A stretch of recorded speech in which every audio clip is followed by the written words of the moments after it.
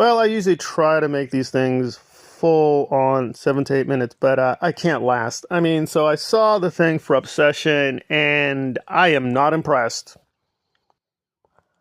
I am severely not impressed at all. Now, it does look promising. Looks like there's going to be a twist. There's got to be a twist, right?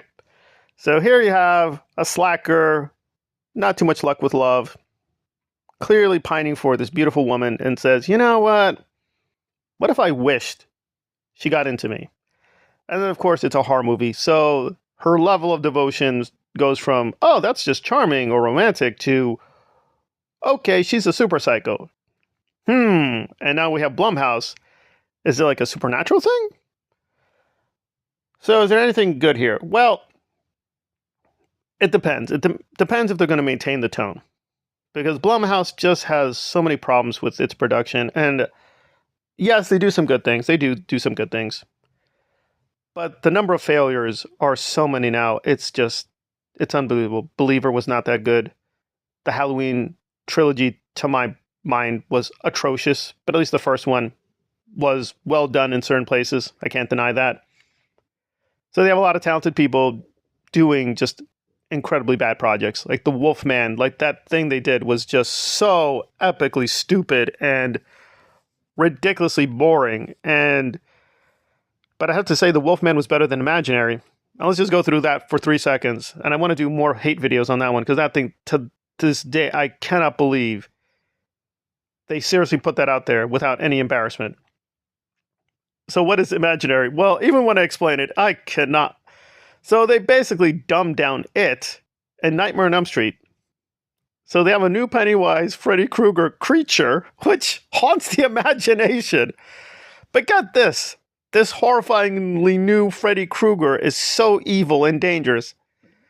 I think only one character is technically killed. That's it. It's like, so this is where Blumhouse is. They put out this corporate schlop PG-13 rated horror, which, one, is not scary. Second of all, is afraid of being a horror movie. 3, looks stupid. So I usually don't ever spoil things. I'm going to spoil a little bit of Imaginary. So finally it's not really that real form, but part of the creature exposes itself. And I kid you not, it looks like a really bad mutated teddy bear. And it looks terrible. Like, they create this dream world at the end of Imaginary, and it is so cheap. So they do the bare basics, like, okay, it is clearly an imaginary place. It is not normal reality. That is it. That is it. You feel sorry for everyone. I mean, the only people who I don't feel sorry for are clearly the director, who's just zombie-like, just rolling the camera, and the writers, who are like, have no shame. But everyone else, it is what it is. They gotta work a job here. But oh my God, this thing was so hilariously bad. And I just keep going on. Their Freaky Friday. So it's just a bad record. And this feels, again, okay. The good news is The Mummy looks great. I'm not saying everything Blumhouse does is stupid. However, this does feel, at best, them trying to do something in between. Like, clearly they're aware that the imaginary believer Halloween slop has reached its course. They can't keep putting that nonsense out. They're going to keep losing money. So we got to do something to bring back the fans. So this means, finally, we got a nice, juicy, pared down thriller, supernatural, new weapons. Am I interested? No. But is there something here where maybe it's actually a good film? Maybe. So I'm going to be stupid. I'm going to give this a chance. But judging from the trailer, and I'm like, this is the twist in the trailer, guys, where the guy clearly is being terrorized by this beautiful woman. Oh, wow. What a horror. You're being terrorized by a beautiful woman. It's funny, you never get terrorized by beautiful, ugly women. Whatever. Anyway, so beautiful woman is on the hunt. And the guy's getting nervous. So he's like, is there any way out of this horror? Not while you're alive. Really? Okay, listen, I've not made a horror film yet, but so making even a horror film, even for a low budget, is hard. It is hard work. But you gotta do better than that. I mean, come on. You gotta try doing a little more than that. I mean, really? Have we sunk so low? I'm shaking my head. So I'm forced to give the trailer a very severe 5 out of 10. I cannot believe it's this brain dead. But again, there are promising things. They're keeping it simple. It's a small cast. Things are being kept in the darkness. At least it's maintaining a tone because, you know, David Gordon Green and a lot of Blumhouse directors cannot stop joking. They all think they're Quentin Tarantino. You're not Quentin Tarantino, David.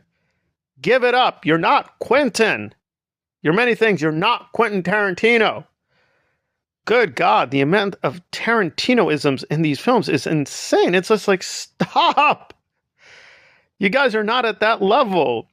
It's like, you know, the comparisons to these young rappers thinking they're all Jay-Z because, I sold some crack and dealt some drugs and I can rhyme.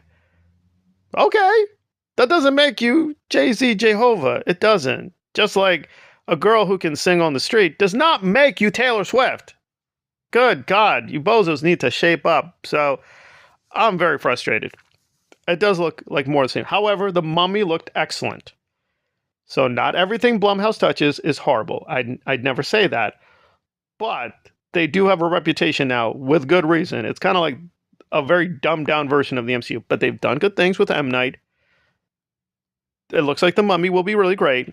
They're still capable of greatness. But I feel like it's like Superman 3 all the time, right? There's a part of Superman 3, minor spoilers, where a kid is reaching out and saying, "You can be great against Superman! I know you can! I still believe in you!" Now I'm far beyond that state, but I'm sure some horror fans are like, "You can be great against Blumhouse! You can do it!" I don't know if they can, Bucky. I really don't think they can, but I'm going to give it a chance. But this trailer did not say, oh yes, finally, Blumhouse has escaped the mediocrity, and they're now off to a new era of great revolutionary horror filmmaking. This does not look like the new John Carpenter or new Wes Craven. God knows if that's ever going to happen again, but that way, or even the new Ari Aster. This is just like, oh, okay, beautiful girl, hot chick is going crazy. She's going crazy. Oh boy, Gone Girl, but Blumhouse style. Can't wait for it. Oh wait, I can wait for a very long time.